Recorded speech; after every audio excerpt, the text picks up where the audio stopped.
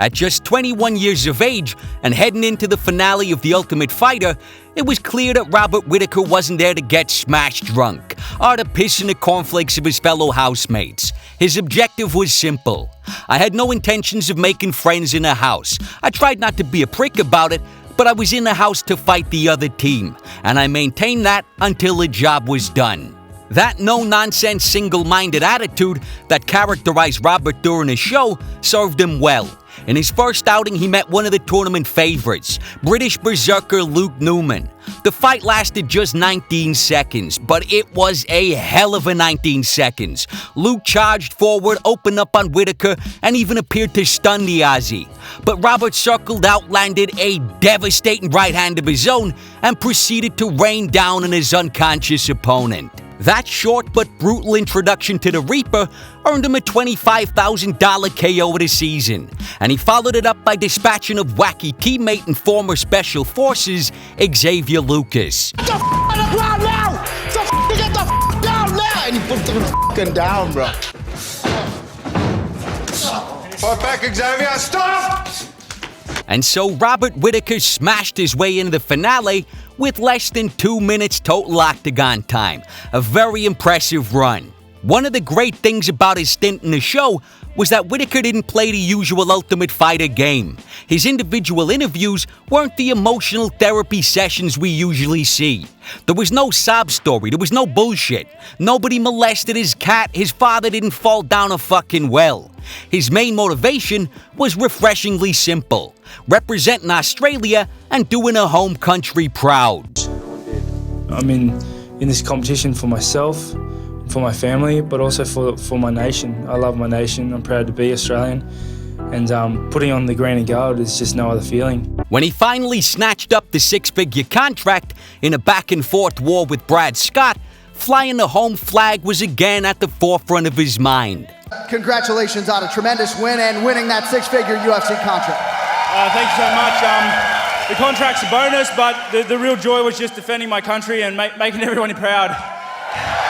But despite that victory and an exciting start to his post-tough career, stopping supposed stylistic nightmare Colton Smith, Whittaker's career quickly hit the fucking wall. 4 fights in and he was on a 2-fight skid. A split decision loss to Court McGee before Wonderboy emphatically derailed the Aussie bandwagon with a wicked first-round knockout. At the time, we weren't to know Wonderboy was on a win streak that would lead right to the top, and so consecutive losses to unranked fighters seemed to relegate Whittaker's tough success to that of a big fish in a small pond. Now that he was in the talent-rich open sea of the UFC, he was struggling, starting to get chewed up and eaten alive. I've always found in life that if you just accept you're a man in desperate need of a revelation, they do tend to come. And at this critical juncture in Whittaker's career, he mentions 2 revelations. The first was a sit-down with his coach, Fabricio Witté. It was probably the beginning of that streak where I sat down with Fabricio, and he told me, "Mate, I expect you to be champion, and I expect more than that." Then the realization of that dawned on me, and now I expect more than that. That's pretty typical Australian as far as I'm concerned. They don't mince words over there, no bullshit. And it's especially typical of Robert Whittaker, who, as we saw in The Ultimate Fighter, doesn't tend to romanticize. I mean, apparently that revelation was transformative, but he describes it with about as much gravitas as if he just realized Eddie Murphy played all the characters in the fucking clumps. In an article for Vice, Peter Carroll explained the second revelation and the rationale behind the most important decision of Whittaker's career. In 2014, Nate Marquardt, who was on the worst losing streak of his career, looked like he was on his way out of the sport. 3 consecutive losses at welterweight, including brutal back-to-back first-round knockouts against Ellenberger and Lombard. I mean, devastating shit. It looked like the curtains were finally closing on a veteran's career. And as is so often the case, the descent was getting straight up fucking ugly. But at Fight Night 43, he appeared to wind back the clock, submitting James Tahuna in the first round, snapping up a Performance of the Night bonus in the process. In the post-fight press conference, he credited the move back to middleweight as a decisive factor in a fight. Robert Whittaker was also at that press conference, having just beaten Mike Rhodes by decision. "I've been fighting at welterweight for a long time. I've been gradually getting bigger and bigger, and the weight cut has become a little harder and harder. It's not as if I'm in a position to not make the weight because I've had tons of practice and it's down to an art. I think it's for the longevity of fighting." I heard Nate Marquardt actually mention it at the press conference, and it really hit home. He said that he spends 12 weeks training skills and preparing for skills, rather than 12 weeks of dieting.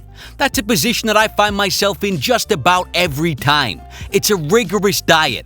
The fight really isn't the end game. It's making weight and trying to get there.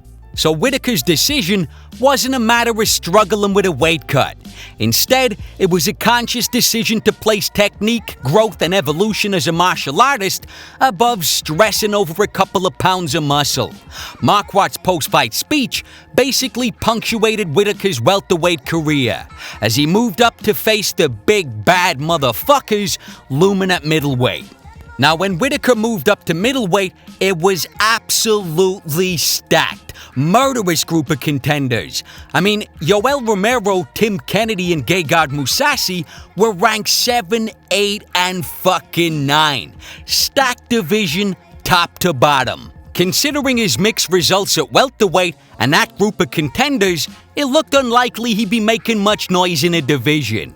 Little did we know, he was standing at the foot of an epic uphill battle that would see him carve his way through some of the most devastating and elite contenders the middleweight division has ever assembled, before reaching the pinnacle of the sport looking like a fucking world beater. That journey began in emphatic fashion, with the utter destruction of Clint Hester, followed by a 44-second annihilation of Brad Tavares, and 2 dominant decision victories over Uriah Hall and Rafael Natal, before Whittaker was tossed in there with the surging Derek Brunson, who was on a devastating streak of his own.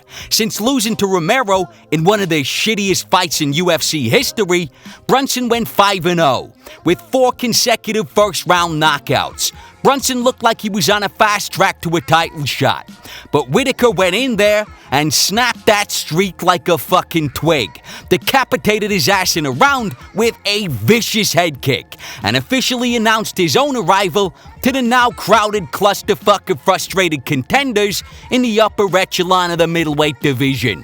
Now, at the time, Jacare and Yoel were like 2 sharks circling Michael Bisping's boat. The idea that someone other than a champion would have to go through both would have seemed like some pretty sadistic matchmaking. But that was Robert Whittaker's prize for an exceptional streak of high-level, gratuitous fucking violence, and another sign of the increasingly treacherous paths contenders have to forge just to get a fucking title shot. First up was apex predator Jacare Souza, the forgotten middle child of the middleweight division, a man who, outside a split decision loss to Yoel, had been strangling and straight up decapitating motherfuckers for 5 years straight. Prevailing wisdom stated, if Jacare gets a hold of you, you're pretty much fucked. And debunking that idea was the story of a close first round, in which Whittaker quickly found himself in the belly of the beast, on the mat with Jacare on his back. But he stayed calm, battled to his feet, and forced the fight back into his realm. A small victory for Whittaker, and in the last 2 minutes he really started to find his range, even knocking an off-balance Souza to the mat.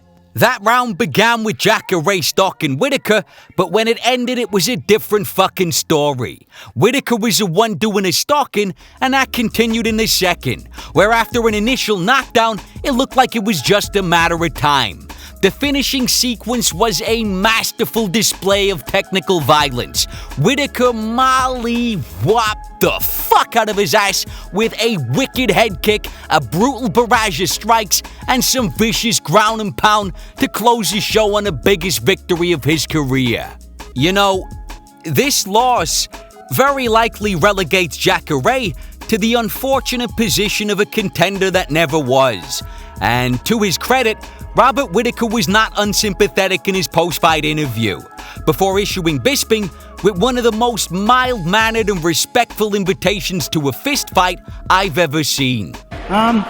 You know, as a fan of the sport, I am gutted to see Jacare lose. You know, to be matched up against him and to have the honour of fighting him, it blew my mind. But Bisping owes me a fight, you know. We were supposed to fight all those weeks ago, and he's cool doing his own thing, but you owe me a fight, man. But not yet. Next in line was genetic freak and grappling virtuoso Yoel Romero. And outside of an incredible clash of elite fucking talent, the bout had immense significance. Dana White's bizarre decision to scratch the GSP fight in favor of a legit title defense for Bisping was unequivocally confirmed when he announced that Whittaker versus Yoel would be for an interim belt. I mean, even in the current epidemic of money fights and wacky matchmaking, overlooking an interim title holder in favor of GSP would be an absurd bridge too far. And so this was arguably the most significant middleweight fight since Bisping took the belt, and a presumed checkmate against that endlessly maligned money fight. In a sense, it was a fight to restore order to a division that had lost all direction. At the outset, it looked like Yoel was getting ready to literally fuck Bobby Knuckles, and in the first 2 rounds, that looked to be the case. But somehow Whittaker overcame a vicious oblique kick that aggravated a pre-existing knee injury and showed some outstanding sweeps, sprawls, and scrambles to weather a storm. In the third, he started to take over from the now flat-footed Yoel. Rounds 3 and 4 were all Whittaker, lighting his feet, darting in with huge shots, and picking Yoel apart. Both men knew they needed the 5th, and to his credit and despite exhaustion, Yoel spent much of the round walking Whittaker down looking to land something huge and change the momentum of the fight. But the Aussie was just too slick, picking his shots. 90 seconds from the final bell, in a round Whittaker was already winning, Yoel slipped on the mat and the fight finally slipped out of his grasp once and for all. Whittaker finished the fight with an exclamation point, on top of the seemingly unconquerable Olympic wrestler trying to pound his face into a pulp. Close fight, but in no way controversial. The rounds virtually scored themselves, and Australia's first champion was officially crowned. Robert the Reaper Whittaker! Unfortunately, in a strange twist of fate, Robert Whittaker not only removed the 2 number 1 contenders, but he also removed himself from the equation in the process, potentially clearing a way for the money fight. At the UFC 214 presser, Dana White restated his intentions not to rebook the fight. But with both fighters digging their heels in and seemingly working together, it's hard to rule it out. And so, the immediate future of Robert Whittaker and the middleweight division remains unclear. But one thing's for sure, his against the odds ascent up the ranks was nothing short of epic. He took out the men no one wanted to fight and ultimately emerged as a champion. Interim champ maybe, but without a doubt, the man to beat in the middleweight division is that bad motherfucker Bobby Knuckles.